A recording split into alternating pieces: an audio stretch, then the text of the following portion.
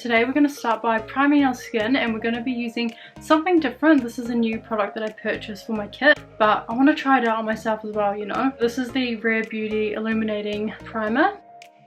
So I'm going to grab about that amount on my hand, and this primer is just meant to give like a nice glow. I've used this on a few of my clients, and pairing it with the Nars Sheer Glow, it just kind of makes the skin look more glowy. And I know that now that I've rubbed it in my face, it's looking really red. Just want to let that absorb into the skin for about 30 seconds or so.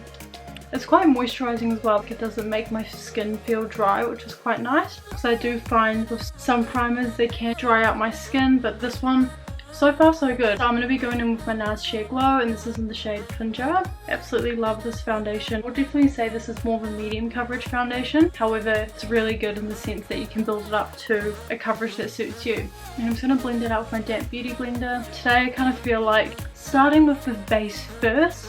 I'm going to create like an easy soft glam look that's suitable for beginners if you're just getting into makeup. I like to just do like a couple of dots here and there. As usual, we're going to leave some space under the eyes for our concealer. I think the foundation is looking good. It's looking nice and blended. So now I'll just be going in with my usual, the Best Skin Concealer by Sephora Collection. Just adding 2 dots, the inner and the outer corner of the eyes, dot on the chin, nose, and a little bit on the forehead, just to enhance those areas. Where you've placed the concealer, you literally just want to dab it in that area. Also, like another tip, if you have dark circles under your eyes, like me, I do, and I really should be doing this, but to be honest I just can't be bothered. But if you go for like a red color correcting concealer, that actually takes away that darkness and will block it all out. So once you apply your foundation and your normal concealer that you use, it would actually just cover it all up, and you can see a complete difference to one side of your face if you compare the two. One side will just look a lot more open, a lot more awake. The reason why I blend my concealer just in those areas where I've literally placed it is because I don't want to highlight my entire face. Like, I don't want to lighten up all this area here. I don't want to lighten up my whole forehead because it looks bigger than it is, and I don't want to enhance my chin too much. I guess the new highlighting techniques with concealer, it's all about, I guess, mimicking facial features. So it's all about kind of like enhancing your features, however making a more lifted look. Because this is going to be like a video where I kind of like do a tutorial on a soft glam look more for beginners, we're just going to go with powder products today. I feel like powder products is just a little bit easier when wanting to learn how to contour, blush, all that kind of stuff. What we're going to do now, we're just going to set our entire face with a translucent powder. Going in with my all-time favorite, this is the Huda Beauty Easy Bake Loose Powder in the shade Pound Cake. I'm just going to be using a Shein powder puff. If you don't have a powder puff, you can actually use a beauty blender. I'm going to start by setting my under eye area first. So just placing the product underneath, and then kind of just spreading it down the rest of the face. Like, if you have quite oily skin and you want to make sure that your makeup lasts all day, then definitely set your face. Help reduce that shine from appearing throughout the day, but it will also help make your makeup last just that little bit extra that you're wanting. Now I'm just going to go with my contour kit. This is literally like my go-to. It's probably the only contour kit that I've really used, and it's been the one that I've stuck with the most. So this is the Anastasia Beverly Hills contouring kit. This is what it looks like. So these are your highlighting shades here at the top, and then at the bottom is your contour. So I tend to just use this middle shade here when I'm contouring my face. When you're contouring, you want to go with like a semi-dense like angle brush, so something like this. This is the XO Beauty one in the vegan rose gold range. So I've had this for a few years now. This definitely makes contouring a lot more easier. You have like a nice control of where you're wanting to place it, and because it's not too dense, it does make it a lot easier to blend out, so it's not just like a harsh line sitting on your face. A trick that a lot of people used to do, and that what my sisters used to like teach me back in the day, is like sucking in your cheeks. So if you go like this, kind of make like a fish face. That part right there, that's literally like your guide of where you want to place your contour. I'm just going to pop it in this area only and just blend in backwards motions like this. I just use the excess on my brush, and I just go underneath my jaw just to kind of sharpen that area up a bit and blend away the double chin. As you can see, it's kind of create like a more hollow effect. Right side does look a bit more like skinnier. It's kind of like lifted my face up a little bit, like just in this part here. So you don't want to blend upwards when you're contouring. You literally just want to blend in the same position that you're applying it. But then again, whatever you guys feel comfortable with, there's no right or wrong way when it comes to makeup. I guess the only tip is do it however you want, but just as long as there's no harsh lines, everything's all nice and blended, you'll be sweet. This is something that I learned when I was doing my makeup course. If you just grab like a piece of tissue, it actually does really help. If you're too worried that maybe you've picked up too much product on the brush, you can always just go in and tap it onto your tissue and then it gets rid of the excess. Alright, so that's our contouring done. So now we're going to contour our nose. This is when I like to use the excess product that's on my tissue paper, just because when it comes to the nose I don't want it to look like two massive dark lines on my face. So just where the eyebrow is and then going down to the bridge of the nose, kind of just keeping in that direction and using the end of your eyebrow as a guide. And then kind of just like bring the contour just down here a little bit. If you don't normally contour because you're scared and you don't know how to, honestly just do it.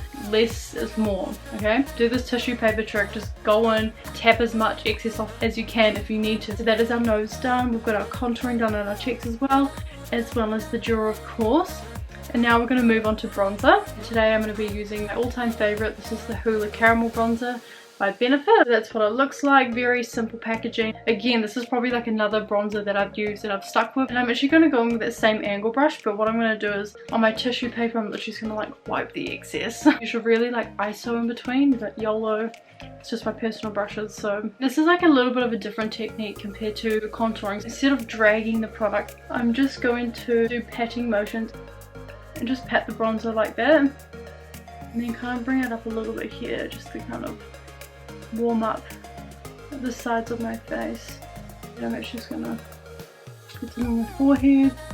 But yeah, like if you can just kind of see the difference in my face. Obviously that's with the contour only, but then with that nice bronzer it adds warmth to the face. It doesn't look so flat compared to this side. Yeah, when I first started like learning how to contour, I remember my contour was hard.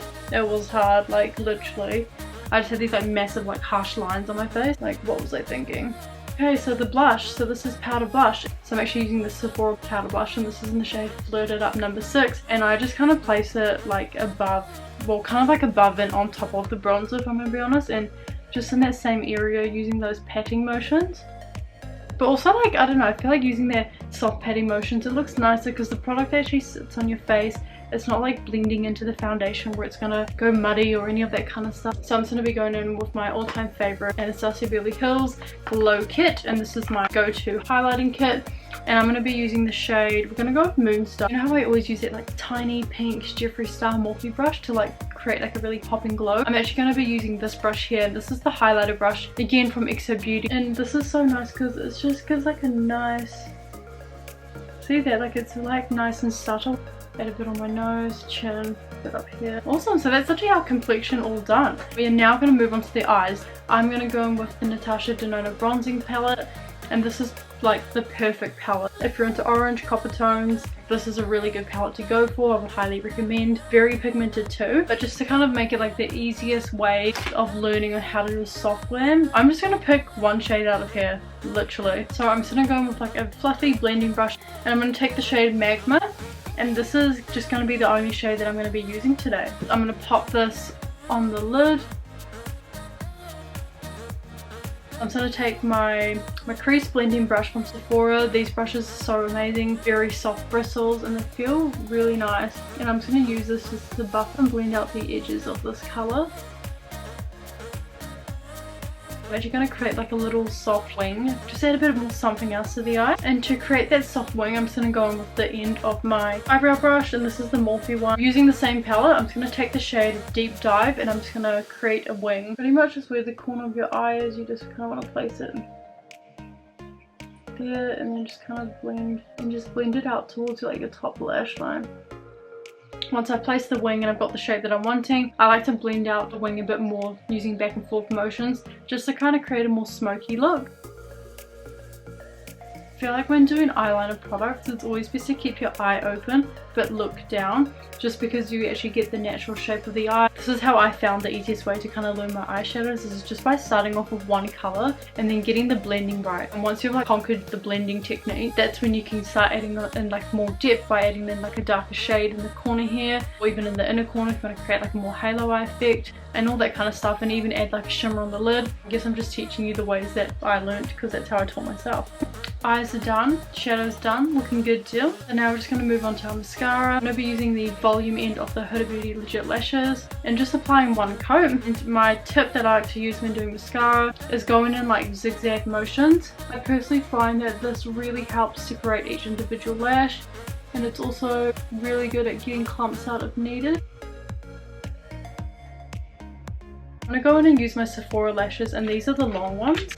So I have actually used them recently, but these were the ones that I was going to use in my full face of Sephora video. I'll use them in today's video just so you guys know how these ones look. I'm just going to take my Duo lash glue. I'm literally just going to use my hands and I'm just going to pop them just above the lash line.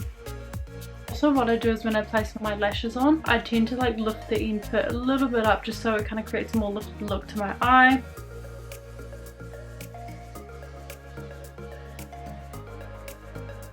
Alright, so just while the eyelash glue is drying, we're going to move on to our lips. Because it's a soft glam look and I want it to be quite like simple and natural, I'm going to be using the Mecca Maxima Pout pencil, and this is in the shade Plush.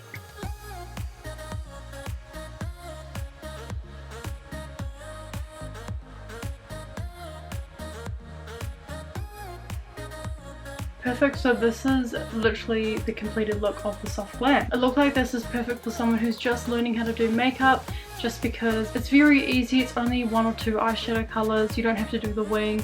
However, you can just place 1 eyeshadow color on the lid and then literally just blend it out to kind of create a more softer, smoky look. Just little things like adding that little bit of eyeshadow can actually make a difference to the entire makeup look. So yeah, thank you guys so much for watching this video. I hope you learned a few tips and tricks from me. I just thought I'd do like a video for all my beginners out there who are just wanting to learn makeup and just kind of like gain a bit more knowledge on products and how to use them, and just kind of pick up some new skills and techniques that can potentially improve their current makeup routine. Thank you guys so much for watching. Don't forget to like, comment and subscribe. I'll see you guys in my next video. Bye bye.